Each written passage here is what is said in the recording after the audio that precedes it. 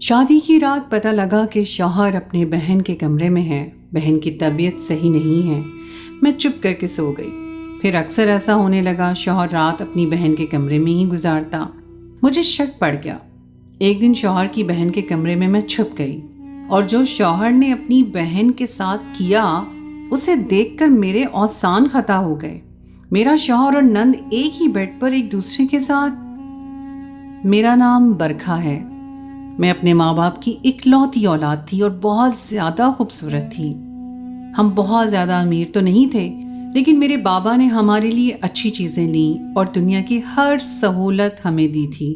ہمارے پاس گاڑی نہیں تھی لیکن ہمارے گھر میں اے سی لگا ہوا تھا. میرے بابا نے بنیادی ضروریات پر کبھی سمجھوتا نہیں کیا تھا. میری عمر شادی کی ہو رہی تھی اور بابا کہتے تھے کہ مجھے گھر میں دولت جائیداد نہیں دیکھنی لیکن انسان ضرور دیکھوں گا کہ بہت ہی اچھا ہو. میری بیٹی کے ساتھ کھڑا ہوا اچھا لگے.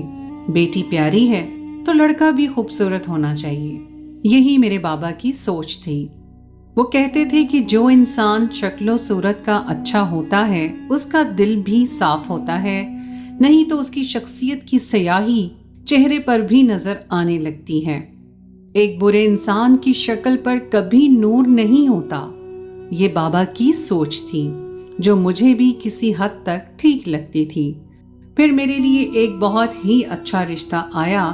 ماں باپ نے جب ان کا گھر جا کر دیکھا تو وہاں پر دنیا کی ہر چیز موجود تھی. ان کے گھر میں اتنا سامان پڑا تھا کہ تل رکھنے کی بھی جگہ نہیں تھی. انہوں نے کہا کہ ہمیں جہیز نہیں چاہیے لیکن یہ سارا سامان لڑکی کا ہی ہے. گھر میں بھی صرف ایک ہی بیٹا تھا اور اس کی ایک ماں تھی. میری ماں تو بہت زیادہ خوش تھی. گھر بھی ان کا اپنا تھا, گاڑیوں کا شو روم تھا. وہ ہم سے زیادہ امیر تھے.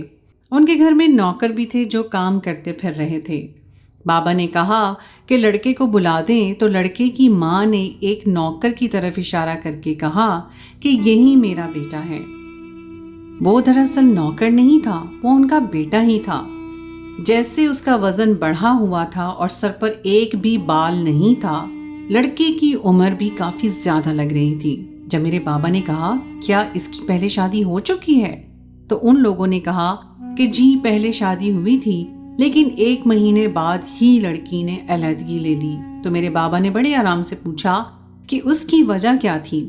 کہنے لگے کہ پتہ نہیں کیا وجہ بنی, شاید تھوڑی سی پاگل تھی, خودکشی کرنے کی کوشش کرتی تھی بار بار, اسی لیے ہمارے بیٹے نے اس کو چھوڑ دیا. میرے بابا نے امی کی طرف دیکھا تو وہ بھی اس رشتے سے راضی تھیں کیونکہ اتنا بڑا گھر تھا, سامان تھا, ہر چیز تھی. لیکن میرے بابا کو غصہ آ گیا اور انہوں نے ان لوگوں کو خوب باتیں سنائی کہ آپ اپنی شادی شدہ بیٹی کے لیے کنواری لڑکی کی تلاش کر رہے ہیں. آپ لوگوں کو شرم آنی چاہیے کہ آپ اس کی شادی کسی متعلقہ لڑکی سے کروا دیں. میری بیٹی خوش شکل ہے, بہت زیادہ خوبصورت ہے. میں اس کی شادی آپ کے بیٹے کے ساتھ کبھی نہیں کرواؤں گا. میرے بابا نے اس انسان کو بھی فون کر کے گالیاں دی جس نے یہ رشتہ بتایا تھا. میری ماں ہمیشہ یہی کہتی تھی کہ شکل دیکھ کر کیا کرنا ہے, مرد کی شکل نہیں دیکھی جاتی, اس کی کمائی دیکھی جاتی ہے. لیکن میرے بابا نے میری ماں کے ساتھ ضد لگائی ہوئی تھی کہ شکل دیکھوں گا. اور پھر میرے لیے ایک بہت ہی خوبصورت انسان کا رشتہ آیا جس کے آگے پیچھے کوئی بھی نہیں تھا, صرف اس کی ایک بہن تھی جو کہ تھوڑی بیمار رہتی تھی. بس وہی معاملہ ہو گیا کہ شکر کھانے والے کو شکر مل ہی جاتی ہے. لڑکا بہت زیادہ حسین تھا, امیر تھا. بابا بھی اس بات پر خوش ہو گئے اور امی بھی اس بات پر خوش تھیں کہ کوئی بھی نہیں ہے, صرف ایک نند ہے, اس کی بھی شادی ہو جائے گی تو سارا گھر میری بیٹی کا ہی ہوگا. میں بھی خوش ہو گئی اور اس گھر میں میرا رشتہ ہو گیا. لیکن انہوں نے کہا کہ شادی زیادہ دھوم دھام سے نہیں کریں گے کیونکہ ہمارے ماں باپ کو اس دنیا سے گئے ہوئے زیادہ وقت نہیں ہوا ہے, اسی لیے میں زیادہ دھوم دھام نہیں کرنا چاہتا. لڑکے کا نام سرمد تھا اور اس کی بہن کا نام عروج تھا. وہ بہت زیادہ خوبصورت تھی لیکن بہت کمزور بھی تھی. میں شادی کر کے گھر میں آ گئی تو یہی سوچ رہی تھی کہ سارا گھر میرا ہے اور حکومت بھی میری ہی ہوگی. لیکن شادی کے پہلے ہی دن کچھ بہت عجیب ہوا. سرمد کی طرف سے صرف اس کی ایک پھپھو ہی تھی. انہوں نے آ کر کہا کہ عروج کی طبیعت خراب ہوئی ہے. تو یہ سن کر میرے شوہر نے کہا کہ اس کی طبیعت ٹھیک نہیں ہے تو آج کی رات میں اس کے ساتھ ہی رہوں گا، بیچاری امی ابو کو یاد کر کے رو رہی ہے، تم اپنے کمرے میں سکون سے سو جاؤ، صبح تم سے بات کروں گا۔ میں نے کہا کہ میں دیکھتی ہوں عروج کو، تو اس نے کہا نہیں، وہ اس ٹائم بہت برے موڈ میں ہے، تمہاری بات نہیں سنے گی، تم بھی جا کر آرام کرو، تم تھک گئی ہوگی۔ سرمد نے جلدی جلدی یہ بات کی اور دوائیں اور پانی لے کر عروج کے کمرے میں جا کر دروازہ بند کر لیا۔ میں کچھ دیر وہیں کھڑی رہی کیونکہ یہ سب ہونے کی مجھے امید نہیں تھی، لیکن پھر اپنے کمرے میں آ گئی اور میک اپ اتار کر سو گئی۔ صبح آنکھ کھلی تو یہ منظر دیکھا کہ عروج ہال میں بیٹھی تھی اور میرا شوہر ناشتہ بنا رہا تھا۔ وہ پرہیزی ناشتہ بنا رہا تھا جو کہ کسی مریض کے لیے بنایا جاتا ہے۔ پھر اس نے ناشتے کی پلیٹ لا کر عروج کے سامنے رکھی اور کہا، تمہارے لیے بھی کچھ بنا دوں؟ ظاہر ہے جب وہ بیمار تھی تو شاید کھانا میرا شوہر خود ہی بنایا کرتا تھا۔ میں نے کہا کہ میں ناشتہ بنا لیتی ہوں، آپ کے لیے بھی اور اپنے لیے بھی، آپ عروج کو ناشتہ دے دیں، میں ناشتہ کمرے میں ہی لے جاؤں گی۔ تو میرے شوہر نے کہا کہ نہیں، میں نے عروج کے ساتھ اپنا ناشتہ بھی بنایا ہے، تم اپنا بنا لو اور آرام سے کمرے میں بیٹھ کر کھا لو۔ جبکہ میں سوچ رہی تھی کہ ساتھ بیٹھ کر اکیلے میں ناشتہ کریں گے، پر یہ بھی نہ ہوا۔ مجھے غصہ آ گیا، لیکن عروج بہت مطمئن بیٹھی تھی، نہ اس کے چہرے پر کوئی منفی بات تھی اور نہ ہی وہ خوش ہو رہی تھی۔ اب گھر میں کوئی بھی نہیں تھا، ان لوگوں کا لگتا تھا کوئی رشتہ دار تھا ہی نہیں، تو کیا کر سکتے تھے، پر میں خوش تھی کہ اچھی بات ہے، ایسا ماحول ہے۔ مجھے بھی زیادہ شور شرابہ پسند نہیں تھا، لیکن میں اپنے کمرے میں کب سے بیٹھی تھی اور میرا دلہا میرے کمرے میں آ ہی نہیں رہا تھا۔ پتہ نہیں سرمد باہر کیا کر رہا تھا، جبکہ باہر کوئی تھا بھی نہیں۔ کون سا باہر مہمانوں کی قطاریں لگی تھیں جن کا وہ خیال کر رہا تھا؟ سارا گھر تو سنسان پڑا تھا، پھر وہ اس وقت کہاں ہے؟ 2-3 گھنٹے تک میں آرام سے انتظار کرتی رہی، لیکن اس کے بعد مجھے غصہ آنے لگا اور میں نے کہا، کہاں گیا ہے میرا شوہر، کہاں ہے؟ کہیں کوئی مسئلہ تو نہیں بن گیا ہے؟ کمرے سے باہر نکلی تو گھر بالکل سنسان پڑا تھا، جیسے سارے گھر کے لوگ سو جاتے ہیں۔ میں حیران تھی، میں اس گھر میں آج کی رات کی دلہن بن کے آئی ہوں اور کسی کو میری پرواہ نہیں ہے۔ شوہر بھی کہیں نظر نہیں آ رہا تھا۔ میری نند کے کمرے کی لائٹ آن تھی، لیکن دروازہ بند تھا اور اس میں بھی خاموشی تھی۔ تھوڑی دیر کے بعد میرا شوہر کچن میں نظر آیا تو میں نے کہا کہ آپ یہاں کیا کر رہے ہیں؟ آپ کو تو ابھی تک کمرے میں آ جانا چاہیے تھا۔ یوں تو ہماری شادی گھر والوں کی مرضی سے ہوئی تھی، ابھی ایک دن بھی نہیں گزرا تھا، لیکن پھر بھی میں نے یہ بات کر دی کیونکہ انتظار کر کر کے مجھے غصہ آ چکا تھا۔ شوہر کے ہاتھ میں پانی کا گلاس تھا اور کوئی دوائی بھی تھی۔ کچھ دیر بعد سرمد کی پھپھو آ گئی اور انہوں نے مجھے کہا کہ تم تیار کیوں نہیں ہوئی ہو؟ میں نے غصے میں کہہ دیا کہ تیار ہو کر میں کیا کروں گی، نہ تو کوئی مجھے دیکھنے والا ہے، نہ ہی مجھ سے کوئی بات کر رہا ہے۔ انہوں نے کہا کہ بیٹا، ابھی اس گھر میں بہت بڑا عذاب گزرا ہے، ان کے ماں باپ ایک ساتھ ہی اس دنیا سے چلے گئے ہیں، اسی لیے اس گھر میں ابھی بھی سوگ کا ماحول ہے۔ تم اپنا دل چھوٹا مت کرو، تیار ہو جاؤ اور اچھی اچھی تصویریں بنوا لو۔ ولیمہ ہم لوگ نہیں کر رہے ہیں، جب اللہ خیر سے تمہیں اولاد دے گا تو پھر اس کا عقیقے کے ساتھ ہم تمہارا ولیمہ بھی کر دیں گے۔ میں دل میں سوچنے لگی کہ اولاد تو تب ہوگی نا جب میرا شوہر میرے کمرے میں آئے گا، ہم لوگ اپنے رشتے کا آغاز کریں گے۔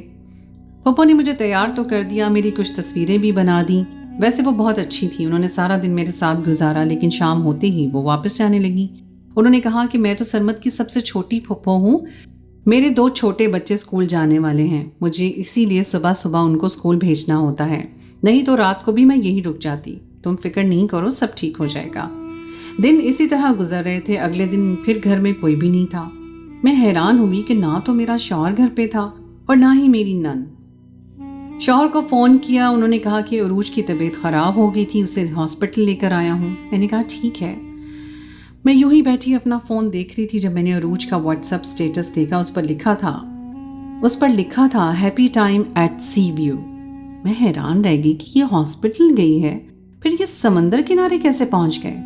تھوڑی دیر کے بعد وہ سٹیٹس وہاں سے غائب تھا، جیسے کسی نے فوراً ہی ڈیلیٹ کر دیا۔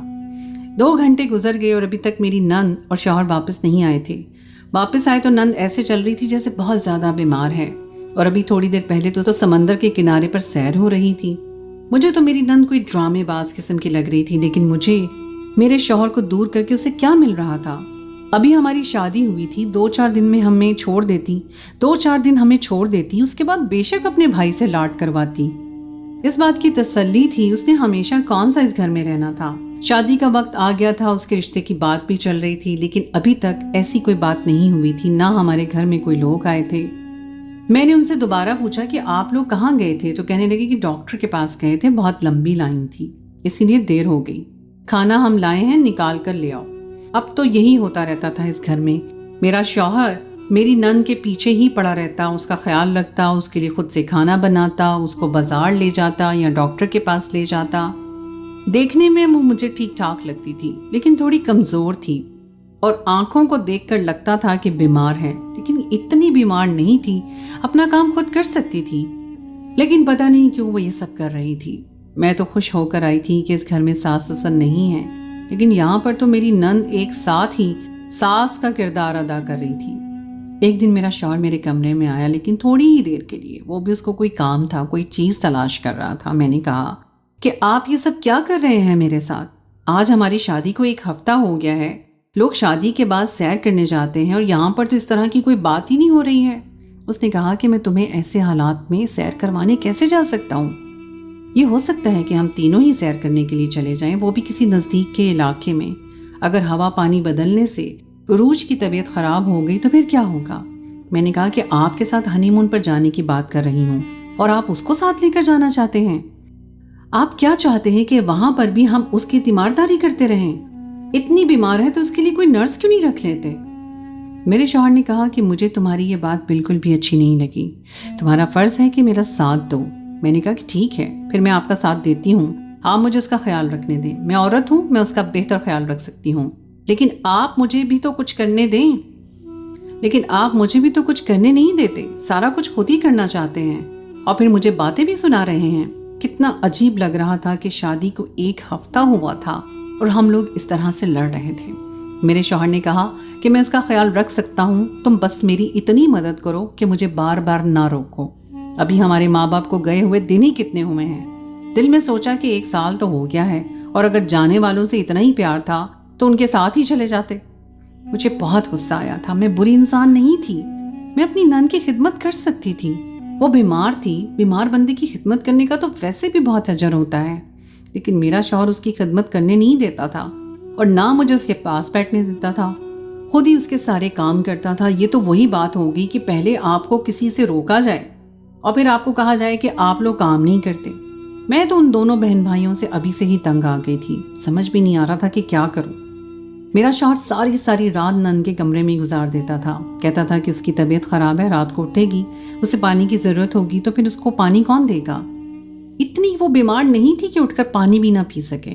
और इस काम के लिए एक बेल नाम की भी चीज बनाई है लोगों ने, जिसे आप बीमार के कमरे में रख सकते हैं। जब उसको किसी चीज की जरूरत हो तो बेल बजाकर आपको बुला सकता है। लेकिन मेरा शौहर तो जरूरत से ज्यादा ही उसकी फिक्र करता था।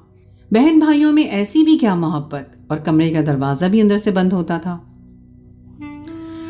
मुझे पता नहीं क्यों अजीब किस्म के वसवसे आते थे। सोच लिया कि एक दिन जरा देखूं तो सही कि कमरे में होता क्या है, बातें तो सुनूं उनकी, क्योंकि ये कोई नॉर्मल सूरत हाल नहीं थी। मेरा शौहर सारी रात उस कमरे में गुजार देता था कि क्या उसका खुद दिल नहीं करता था कि मेरी एक बीवी है जिसके पास मुझे जाना है, मुझे उससे बात करनी चाहिए। कम से कम एक दिन तो मेरे कमरे में आ सकता था, एक दिन तो मेरे साथ गुजार सकता था। या वो खुद अपने भाई को नहीं कहती थी कि आपकी अभी शादी हुई है, मैं बिल्कुल ठीक हूँ, आप जाएं, भाभी को जाकर टाइम दें। रात को मेरे कमरे में नहीं आना तो ना आता, कम से कम दिन में ही मेरे साथ कुछ वक्त गुजार लेता, मुझे कहीं ले जाता, साथ बैठकर नाश्ता कर लेते। वो तो मेरे से दूर भाग रहा था, जैसे मेरी से शादी नहीं की है बल्कि मैं घर में मेहमान हूँ, और वो भी कुछ दिनों के लिए। एक दिन वो दोनों फिर से घर से गए हुए थे और शाम होने वाली थी। मेरे दिमाग में एक प्लान आ गया। मैंने अपने शौहर को कहा कि मैं अपने घर जा रही हूँ, मुझे मेरे बाबा लेने के लिए आए हैं, 1-2 दिन गुजार कर वापस आ जाऊंगी। मेरे शौहर ने फौरन कहा कि हाँ ठीक है, बहुत अच्छा ख्याल है, तुम चली जाओ, आराम से रहना, मैं तुम्हें खुद लेने के लिए आ जाऊंगा। मैंने कहा ठीक है। जबकि मुझे बाबा लेने के लिए नहीं आए थे। मैंने तो अपने घर वालों को ये बात भी नहीं बताई थी। उनको बताकर मैं क्या शर्मिंदा होती, लेकिन मेरे दिमाग में एक प्लान था कि मैं अपनी नंद के कमरे में छुप गई और थोड़ी देर के बाद मुझे हलचल की आवाज़ आई। वो लोग घर वापस आ चुके थे। उनके दिमाग में तो यही था कि मैं घर में हूँ ही नहीं। जैसे ही वो कमरे में दाखिल हुआ, मेरी नंद ने कहा कि अच्छा हुआ आज वो घर पे नहीं है। मैं तो तंग आ गई थी कसम से पता नहीं जिंदगी में क्या लिखा है, ये सब कुछ मैंने अपनी मर्जी से करवाया था, लेकिन मुझे फिर भी ये सब कुछ अच्छा नहीं लग रहा। मेरे शौहर ने उसके चेहरे को अपने दोनों हाथों में पकड़ा और कहा कि मैंने तुम्हें पहले ही कहा था, तुमने ही जिद लगा रखी थी। अरूज ने कहा कि मैंने आपके साथ जिद नहीं की, मेरे साथ किस्मत ने जिद लगा रखी है। मेरे शौहर ने कहा कि छोड़ो ये बातें नहीं करो, आज तो हम लोग घर में अकेले हैं। मैं ये सुनकर हैरान थी कि ये लोग घर में अकेले होकर इतना खुश क्यों हो रहे हैं। मेरे शौहर ने कहा कि तुम बैठो, मैं तुम्हारे लिए अच्छी सी चाय बना कर लाता हूँ, फिर चाय के साथ कुछ चीज़ें खाएंगे। उन दोनों ने चाय बनाई, साथ बैठकर ऐसे मज़े से चाय पी रहे थे कि जैसे पता नहीं क्यों मैं ये लफ्ज़ बोलना भी नहीं चाहती थी, पर वो दोनों ऐसे बैठे थे जैसे मियाँ बीवी बैठे होते हैं। थोड़ी देर के बाद मेरे शौहर ने मेरी नंद के कान में कुछ कहा। उसने कहा कि नहीं नहीं, बिल्कुल भी नहीं, मेरा दिल नहीं कर रहा है। मेरे शौहर ने कहा प्लीज़ आज तो मेरी बात मान लो, आज हम अकेले हैं। मेरी नंद ने अलमारी से कोई चीज़ निकाली और साथ वाले कमरे में चली गई। अलमारी की साइड पर एक छोटा सा हिस्सा बना हुआ था जहाँ पर मैं खड़ी थी, लेकिन वो लोग आपस में इतने मगन थे कि मैं उनको नज़र नहीं आ रही थी। वो कमरे में चली गई और मेरा शौहर बैठकर फ़ोन पर मसरूफ़ हो गया। तकरीबन 1 घंटा गुजर गया। जब मेरी नंद कमरे में दाखिल हुई तो मैं हैरान रह गई। वो दुल्हन के लिबास में थी, वो दुल्हन बनकर आई थी और मेरा शौहर उसे देखकर बहुत खुश हो रहा था। दोनों ने एक दूसरे का हाथ पकड़ा और मैं अचानक से वहां आ गई। मुझे देखकर वो दोनों घबरा गए। क्या हो रहा है, ये यहाँ पर क्या चल रहा है, ये सब कौन सा गुनाह करने जा रहे थे तुम दोनों। वो मुझे देखकर हैरान रह गए कि तुम यहाँ क्या कर रही हो। मैंने कहा कि मैं जो भी कर रही हूँ, लेकिन तुम लोग ये क्या कर रहे हो, मुझे भी सारी बात बताओ, नहीं तो मैं पागल हो जाऊंगी। ये बहन है तुम्हारी बहन तुम्हारे सामने दुल्हन बनकर क्यों खड़ी है। मेरे शौहर ने मेरा हाथ पकड़ा और मुझे मेरे कमरे में ले आया। मैंने अपना हाथ उसके हाथ से छुड़ा लिया। मैंने कहा कि क्या गंदगी हो रही है इस घर में। मेरे शौहर ने मेरे मुंह पर जोर से थप्पड़ दे मारा और उसने कहा कि कोई गंदगी नहीं हो रही है, सारी गंदगी तुम्हारे दिमाग में है। ये मेरी बहन नहीं है, मेरी बीवी है, और इसी ने ये सब कुछ किया है ताकि तुम्हें दुख ना पहुंचे। मेरी बीवी को कैंसर है, वो भी आखिरी स्टेज पर।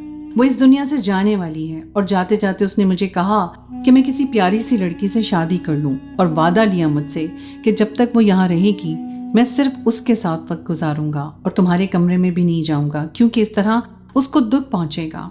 वो मुझसे बहुत मोहब्बत करती है, उसने ये सब कुछ मेरे लिए किया है। वो जिंदगी से जा रही है, इसलिए मैं उसके छोटे छोटे ख्वाब पूरे करता हूँ, उसके साथ रहता हूँ, उसके लिए खाना बनाता हूँ, उसे बाहर सैर करवाने के लिए ले जाता हूँ ताकि उसे जिंदगी के दिन अच्छे गुजर जाएं। मैं हैरान रह गई और बहुत ज्यादा शर्मिंदा भी हुई। उसने कहा कि तुम्हें ये सब कुछ इसलिए नहीं बताया था कि तुम्हें बुरा ना लगे, तुम खुद को दूसरी बीवी ना समझो, क्योंकि मेरी बीवी ने तो इस दुनिया में नहीं रहना, वो जल्दी यहाँ से चली जाएगी। मेरा शौहर फूट फूट कर रोने लगा। मैंने उसे माफ़ी मांगी और उसे तसल्ली दी और जाकर उरूज से भी माफ़ी मांगी। उसके बाद मैं भी उसका ख्याल रखती थी। वो 2 महीने और 20 दिन बाद इस दुनिया से चली गई। मेरे शौहर को नॉर्मल होने में काफ़ी वक्त लग गया और आज इस बात को 2 साल हो गए हैं और हम लोग आपस में एक साथ मियाँ बीवी की तरह रहते हैं। मेरे यहाँ औलाद होने वाली है। मेरा शौहर कहता है कि अगर बेटी हुई तो मैं उसका नाम अरूज रखूँगा। मैं भी इस बात से खुश थी, मुझे कोई मसला नहीं था। मैं अरूज के लिए बहुत दुखी थी और अभी भी मुझे बहुत शर्मिंदगी होती है। मैंने उस पर शक किया, उसको दिल ही दिल में बहुत बद्दुआएं दी थी, लेकिन वो बेचारी तो जाते जाते भी मुझे दुआएं दे रही थी और मेरा ही भला सोच रही थी। आज भी उसके लिए मैं कभी कभी कुछ पका कर उस पर ख़त्म पढ़ के बच्चों में बांट देती हूँ तो दिल को सुकून आता है। मेरा शौहर भी मेरे साथ उसकी बातें करता है तो मुझे बुरा नहीं लगता। तो दोस्तों, ये थी हमारी आज की कहानी। उम्मीद है आपको कहानी पसंद आई होगी। कहानी अच्छी लगी तो उसे लाइक ज़रूर कीजिए, दोस्तों के साथ शेयर कीजिए, हमारे चैनल मेरी आवाज़ को सब्सक्राइब कीजिए और अगली कहानी तक के लिए मुझे इजाज़त दें। अल्लाह हाफ़िज़।